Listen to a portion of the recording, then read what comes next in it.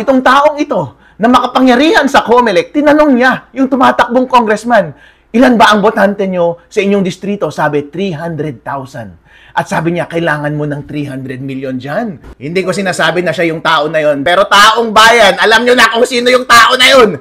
Hindi ko sinasabi na si Chairman George Garcia yun. At hindi ko rin itinatanggi na siya iyon.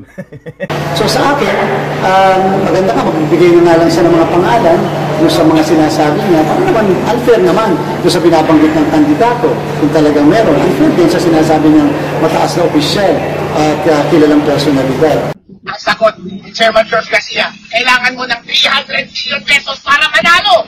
What? Anong suggestion yun? Ibig sabihin ba nangingi ka ng 300 billion pesos para maipanalo mo si Atty. Pisaras bilang congressman ng District 1 ng Bohol? At that time, hindi ko maintindihan bakit niya sinabi yun. Pero ngayon, naintindihan ko na. I was shocked. I literally fell off my seat. Nahulog ako sa upuan ko. Yan ang tone ng pagkandak ng eleksyon. Pera-pera.